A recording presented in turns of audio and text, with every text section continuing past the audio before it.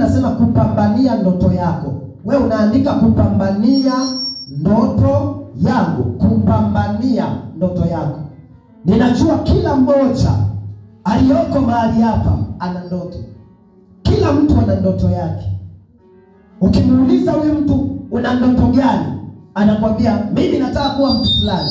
Huyu mwingine anasema mimi nataka kuwa mtu fulani. Kwa hiyo kila mtu unayemuona ana ndoto. Ana ndoto. Kuna mwingine anatamani awe mfanyabiashara mkubwa. Kuna mwingine ana ndoto ya kumtumikia Mungu. Yaani ndoto yake ndio hiyo. Na hiyo ndoto inamfanya asilale. Watu wenye ndoto wana muda mchache wa kulala. Sema tena amen. Sio unalala mpaka saa 6. Ukiona mtu analala mpaka saa 6 au mpaka saa 4, huyo hawezi kuwa na ndoto. Unalala mpaka saa 4. Kuna wamama wa sokoni wameamka saa 11. Wewe unalala mpaka saa 4. Unalala mpaka saa 6. Yaani ukiona mtu anaelekeza usingizi, hawezi kufanikiwa. Hawezi kufanikiwa kwa maisha. Hawezi kufanikiwa kiuchumi. Hawezi badiliko. Kwa nini? Kuna vitu anavielekeza. Ndio maana nikasema kila utakayemsimamisha ukimuuliza una ndoto ya kuwa nani, atakwambia mimi na ndoto ya kuwa mtu fulani. Sema nina kupambania ndoto yangu. Kupambania ndoto yako. Ndoto inapambaniwa. Ndoto inapambaniwa. Yaani wewe unataka kuwa waziri, alafu unalala.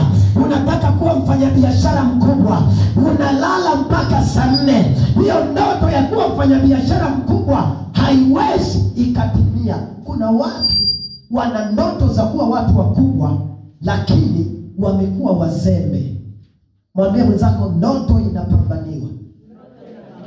Mwambie tena mwenzako ndoto inapambaniwa. Wazo la Mungu ndani ya mtu ndio ndoto yake. Sasa unashangaa mtu anapata wazo, anasema mimi na ndoto ya kuwa mfanyabiashara mkubwa. Hiyo ndoto imekuchache. Maana yake alipata wazo fulani. Alipata wazo fulani. Kumbe lile wazo alilolipata ilikuwa ni wazo la Mungu. Ni mipango ambayo Mungu aliiandaa kwa ajili ya maisha yake. Na kwa sababu ni mipango ambayo Mungu aliandaa kwa ajili ya maisha yake, ndio ndoto yake. Wazo lako la Mungu, wazo la Mungu kwenye maisha yako ndio ndoto yako. Sema tena amen. Mtu anawaza, amepata wazo. Unashangaa umepata wazo. Mimi lazima niwe mfanyabiashara mkubwa. Yaani wazo limekujia. Kumbe lile wazo lilokujia, Mungu anakuonyesha ndoto yako. Wewe sio mfanyabiashara mdogo, wewe ni mfanyabiashara mkubwa. Nataka kufanikiwa. Usiangalie watu wanasema nini, usiangalie watu wanazungumza nini. Hakikisha unapambania ndoto yako ya kuwa mfanyabiashara mkubwa bila kuangalia watu wanasema nini juu ya maisha yako. Hakikisha unapambania ndoto yako ya kuwa mhubiri mkubwa bila kuangalia watu wanasema nini juu ya maisha yako. Hakikisha unapambania ndoto yako ya kuwa waziri wa nchi bila kuangalia watu wanasema nini. Watu wenye ndoto wakati mwingine wanasaraulika, wakati mwingine wanasema vibaya, wakati mwingine wanavunjwa moyo. Lakini nataka nikwambie, wewe kama una ndoto ya kuwa mtu fulani kesho, ya kuwa mfanyabiashara kesho, sikiliza nikwambie, ili ndoto yako iweze kutimia, usisikilize sauti za watu. Watu wanaongea nini, watu wanasema nini, watu wanatamka nini. Wewe pambania ndoto yako. Pambania ndoto yako ya kuwa mfanyabiashara mkubwa. Pambania ndoto yako ya kuwa mhubiri mkubwa. Pambania ndoto yako mpaka ile ndoto iweze kutimia. Lakini ukisikiliza sauti za watu, ukisikiliza maneno ya watu, ile ndoto ya kuwa mhubiri, ile ndoto ya kuwa mfanyabiashara, ile ndoto ya kuwa mtu fulani inaweza isitimie kwa sababu ya maneno ya watu. Wako watu yao ni kuhakikisha ile ndoto uliyoibeba kwenye maisha yako wanaiua, wanaiangamiza. Sikiliza nikwambie, Yusufu akaota ndoto, akawapa ndugu zake habari, wakamchukia. Lakini walipomchukia, haikuwa sababu ya Yusufu kuacha kuipambania ile ndoto yake. Akasema hata familia yangu wakinichukia, ndoto yangu lazima niipambanie. Siwezi kuwa waziri mkuu kirahisi rahisi, lazima nipambanie ndoto yangu. Sikiliza we mama, sikiliza we kijana, inawezekana huko mahali hapa umevunjwa moyo, umevunjwa moyo. Una ndoto ya kuwa mfanyabiashara mkubwa, una ndoto siku moja niwe na ndoa yenye amani. Wanapokea watu wanakuambia, sikiliza nikwambie we dada, haujakaa kwenye ndoa. Ndoa ni msukosuko, ndoa ni vita. Wanakukatisha tamaa, wanavunja ndoto yako. Sikiliza nikwambie, jifunze kuipambania ndoto yako bila kuangalia watu wanasema nini, wanaongea nini juu ya maisha yako. Hatufanikiwi kwa sababu hatupambanii ndoto zetu ili tuweze kufanikiwa. Waliofanikiwa walikubali kupigwa vita, walikubali kupigwa mawe, walikubali kuchomwa na miba, lakini wanapambania ndoto. Hakikisha ndoto yako unaipambania bila kusikiliza watu wanasema nini juu ya maisha yako. Sema tena amen. Ndoto inahitaji kupambaniwa. Ndio maana maandiko yanasema, Biblia inasema Yusufu alipoota ndoto akawapa ndugu zake habari. Akaona ndugu wamebadilika, akaona ndugu wamemchukia. Na nimesema ndoto ni wazo la Mungu, analiweka ndani ya maisha ya mtu. Kwa ile ndoto ya Yusufu ilimpa taarifa za maisha yake. Alipoeleza ndugu zake, vita vikaanza. Kuna watu ambao wanavita kwenye uchumi, wanavita kwenye biashara, wanavita kwenye ndoa, kwa sababu wamewaeleza watu kwa habari ya ndoto zao. Na alipoeleza ndoto yake, vita vikaanzia pale. Sikiliza nikwambie, haijalishi vita vitainuka, pigania ndoto yako, pambania ndoto yako ya kuwa mtu fulani, ya kuwa mhubiri, ya kuwa mfanyabiashara. Sikiliza nikwambie, hausomeshi watoto kesho wawe wa machinga, hausomeshi watoto kesho wawe watu wa kawaida. Unasomesha watoto kesho usikie mtoto wako amekuwa waziri wa nchi, mtoto wako amekuwa spika wa bunge. Ile ndoto unayompigania si kitu cha kawaida. Pigana na ndoto, pigania na ndoto kwa ajili ya mtoto wako. Ipiganie ndoto ya mtoto wako iweze kutimia. Usitake kuangalia watu watasema nini juu ya maisha yako, watu wataongea nini juu ya maisha yako.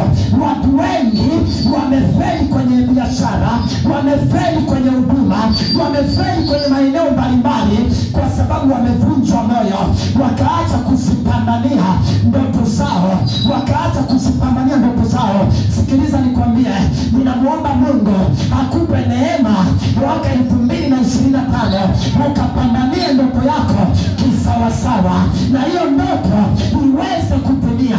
Na ikitimia hiyo ndoto, ibadilishe maisha yako, maisha yako ya kiroho, maisha yako ya kimwili yakabadilika, kwa sababu unapambania ndoto yako. Sema tena amen. Ndoto, ukiwa na muda mrefu wa kulala, ukiwa na muda mrefu wa kulala, sikiliza nikwambie, waliofanikiwa wameacha vitanda, wameacha vitanda, wanaenda kupigania ndoto zao. Sema amina. Ndoto inapambaniwa, ndoto inapiganiwa. Kwa nini unasomesha mtoto wako leo? Inawezekana wewe ni mama, unasomesha mtoto wako, lakini haujui kwa nini unasomesha. Unamsomesha mtoto wako, maana yake unapigania ndoto zake. Kesho akiwa waziri mkuu, chanzo cha kuwa waziri mkuu, mama alipigania ndoto ya mtoto wake. Kesho tunamuona waziri, kesho tunamuona mbunge. Kwa hiyo ni lazima uwe na muda mfupi sana wa kulala ziweke kwenye maombi. Omba kwa ajili ya familia, omba kwa ajili ya uzao, omba kwa ajili ya ndoto yako juu ya watoto wako, ndoto yako juu ya maisha yako. Haitatimia kwa kulala. Lazima upenge muda wa kulala uwepo, na muda wa kukesha kwa ajili ya kuombea ndoto yako uwepo. Watu waliofanikiwa ndoto yako, Mungu akuinulie watu sahihi watakaosimama kukuombea, watakaosimama kukusaidia ile ndoto yako unayoipigania kwa ajili ya uzao wako. Lazima uyatoe maisha yako, uyatoe maisha yako, uyatoe maisha yako. Sikiliza nikwambie, hauwezi kufanikiwa kirahisi. Hata hiyo ndoto unayoipigania ili mtoto wako asome na kufanikiwa, hiyo ni vita. Hiyo ndoto unayoipigania uwe mfanyabiashara mkubwa, maisha yako yabadilike, hiyo ni vita. Kwa hiyo ni lazima ujue unapigana na adui usiyemuona, unapigana na adui usiyemuona. Lazima ujipange sawa sawa, na uwe na muda mfupi wa kulala, uwe na muda mrefu wa kuwa macho kwa ajili ya kuhakikisha ndoto yangu haiwezi kutumia nikiwa nimelala. Sema mimi. Amen. Sema mimi. Ndani yako ndio ndoto yako, ndio maisha yako. Torati 8:18. Biblia inasemaje? Torati 8:18. Isomea haraka hapo. Torati 8:18. Maandiko yanasemaje? Bali utamkumbuka Bwana Mungu wako. Bali utamkumbuka nani? Bwana Mungu wako. Kwa nini? Maana ndiye akupae nini? Anakupa nguvu ya kufanyaje? Ya kupata utajiri. Sikiliza, Mungu atoi fedha, Mungu anampa mtu wazo. Torati inasema mtamkumbuka Bwana Mungu wenu, maana ndiye akupae nguvu ya kupata nini? Utajiri. Tukasema Mungu atoi fedha, Mungu anakupa nguvu. Maana yake ni nguvu inayokuja kwenye ufahamu wako. Una wazo fulani litazaliwa ndani yake. Sema tena amen. Andika sasa hivi. Nguvu ya Mungu inapokuja ndani ya maisha ya mtu, huzalisha vitu vingi ndani yake. Nguvu ya Mungu au wazo la Mungu linapokuja ndani ya maisha ya mtu, husababisha mfumo wa maisha kubadilika. Yaani ule mfumo wa maisha yako ya kila siku unabadilika. Mfumo wa maisha ulizoea kwenda kwa waganga kubali. Moyo na maneno ya watu. Waendelea kupambania ndoto yako. Waendelea kupambania ndoto ya watoto wako. Wasome vizuri, wavae vizuri, waishi vizuri. Kuna majira yatafika, waliosarau watoto wako watawasujudia. Waliokudharau wewe watakusujudia. Endelea kupambania ndoto yako. Siku moja maisha yako yatabadilika. Sema tena amen. Amen. Pania ndoto yako nimesema, cha kwanza ni lazima ujikubali. Jambo la kwanza jikubali. Jambo la pili, andika, si kila mtu atakukubali. Yaani usitake kukubalika na kila mtu. Unapoipambania ndoto yako, cha kwanza jikubali, cha pili usitake. Kwa ni lazima ujue, cha kwanza unajikubali, cha pili si kila mtu atakukubali, cha tatu si kila mtu aliye karibu na wewe anatamani ndoto yako itimie. Waliokuwa karibu na Yusufu wote walitamani Yusufu afe, ndoto isitimie. Kwa hiyo lazima uelewe, hutakubalika na kila mtu. Jambo la tatu, si kila mtu atakutia moyo. Kwenye ndoto yako utatiwa moyo na kila mtu. Hilo ni jambo la tatu. Jambo la nne, unaandika si kila mtu atakutia moyo. Jambo la nne andika, si kila mtu anaweza kuwa rafiki. Yaani unapopambania ndoto yako, kuna wengine watajifanya marafiki, kumbe ndo maadui. Kumbe ndo watu wakiwa mbali na wewe wanasema vibaya, wakiwa mbali na wewe wanasema tuone. Andika, Daudi hakuwahi kuwa na wazo. Daudi hakuwahi kuwaza kuwa mfalme. Andika hii, Daudi hakuwahi kuwaza kuwa mfalme.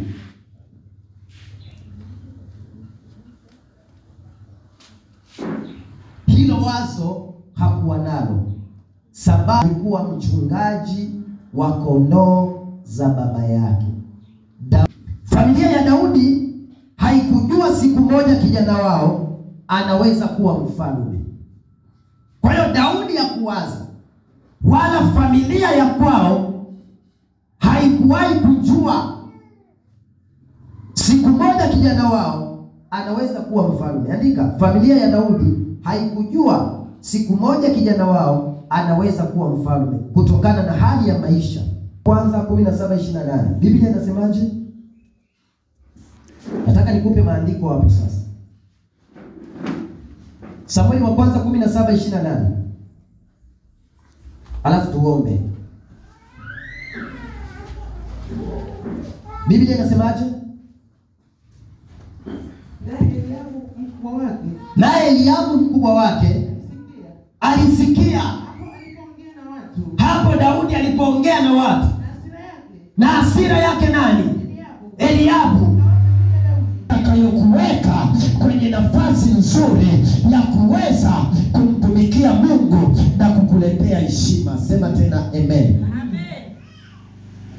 Sikiliza nikwambie, andika hichi kitu cha mwisho. Kuna watu wanaweza kukudharau sababu ya kupigania ndoto yako bila kujua. Andika hiyo. Kuna watu wanaweza kukudharau sababu ya kuipigania ndoto yako bila wewe kujua. Wakakutazama, wakakucheka, wakakudharau, wakakusemea mambo mabaya. Hebu tuangalie Daudi alipoipigania ndoto yake bila kujua nini kinatokea. Samueli wa kwanza 17, nisomea 42. Kuanzia mstari wa 42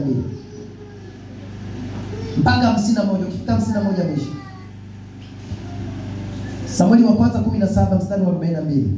Hata Mfilisti alipotazama huku na huku. Angalia Biblia inasema, hata Mfilisti alipotazama huku na huku, akamwona Daudi. Alimuona Daudi, akamdharau Daudi. Kwa kuwa ni kijana tu. Kwa kuwa ni kijana mwekundu. Ana sura nzuri. Na kuna baadhi ya watu wanakudharau we mama, wanakudharau we kijana, wanakudharau we binti, kwa sababu unapigania ndoto yako lakini hauijui, ila unaipigania, lakini hauijui, ila unaipigania. Sasa wale watu wamefika mahali wakakudharau. Na walipomtazama Daudi, Goliathi alipomtazama Daudi akamdharau.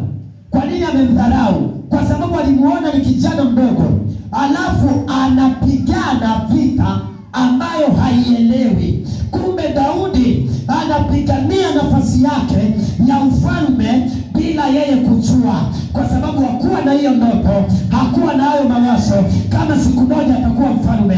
Lakini vita aliyokuwa anapigana ilikuwa anapigania nafasi yake ya ufalme bila yeye kujua. Endelea kusoma, Biblia inasemaje? Filisti akamwambia Daudi. Filisti akamwambia Daudi, Je, mimi ni mbwa? Hata unanijia kwa fimbo. Filisti akamlaani Daudi kwa miungu yake. Filisti akamwambia Daudi, njoo kwangu, nyama yako nitawapa nani? Ndege wa angani na wanyama wa mwituni. Ndipo Daudi akamwambia Filisti, wewe umenijia na upanga na fumo na mkuki, bali ninakujia wewe kwa jina la Bwana wa majeshi, Mungu wa majeshi ya Israeli. Angalia, anasema ninakujia wewe kwa jina la Bwana wa majeshi. Nimesema hivi, unapopigania ndoto yako, cha kwanza nikubali. Jambo la pili, weka mahusiano yako mazuri na Mungu wako. Sema tena amina. Daudi alikuwa na mahusiano mazuri na Mungu wake. Ndio maana anamwambia, wewe unanijia na fumo, lakini mimi nakujia kwa jina la Bwana, Bwana wa majeshi ya Israeli uliyoyatukana. Soma mpaka 51 unaacha. Endelea. Siku hii ya leo, Bwana atakuua Bwana mkononi mwangu. Nami nitakupiga na kuondoa kichwa chako. Nami leo nitawapa ndege wa angani na wanyama wa nchi, mizoga ya majeshi ya Wamisri, ya Wafilisti, ili kwamba dunia nzima ijue ya kwamba yuko Mungu katika Israeli. Nayo jamii ya watu wote wajue ya kwamba Bwana haokoi kwa upanga wala kwa mkuki, maana vita ni ya Bwana. Endelea. Naye atawatia ninyi Endelea. Ikawa hapo Filisti alipojiinua akaenda akamkaribia Daudi. Daudi naye akapiga mbio akalikimbilia jeshi akutane na Mfilisti. Daudi akatia mkononi mwake mfukoni, akaingiza mkono wake kwenye mfuko. Biblia inasemaje? Hata ikawa alipokuwa akienda, hapo Daudi aliporudi baada ya kumuua yule Mfilisti, wanawake walitoka katika miji yote ya Israeli kwa kuimba na kucheza ili kumlaki mfalme Sauli. Wakatoka na matari na shangwe na vinanda, na wale wanawake wakaitikiana wakicheza, wakasema Daudi ameua elfu zake. Unachanganya wewe. Rudia kusoma vizuri. Kwa neema yako na kwa nguvu zako, uwezo wako na mamlaka yako, kwa jina la Yesu na kwa damu ya Yesu. Roho Mtakatifu, nipe neema, nipe nguvu ya kupambania ndoto yangu niweze kufanikiwa, kwa jina la Yesu na kwa damu ya Yesu. Kila kikwazo kinachozuia kuipambania ndoto yangu, kila roho, na kwa damu ya Yesu, kwa jina la Yesu na kwa damu ya Yesu, kwa jina la Yesu na kwa damu ya Yesu. Roho Mtakatifu, ninaomba neema yako, ninaomba nguvu yako, ninaomba uwezo wako, ninaomba mamlaka yako, kwa jina la Yesu na kwa damu ya Yesu. Damu ya Yesu Kristo ikanene neema. Ninakataa roho ya kuzuiliwa kwa jina la Yesu. Nakataa roho ya kucheleweshwa kwa jina la Yesu. Roho yote inayonizuia na iangamiza na iteketeza kwa jina la Yesu na kwa damu ya Yesu. Roho Mtakatifu, ninaomba neema yako, ninaomba nguvu yako, kwa jina la Yesu.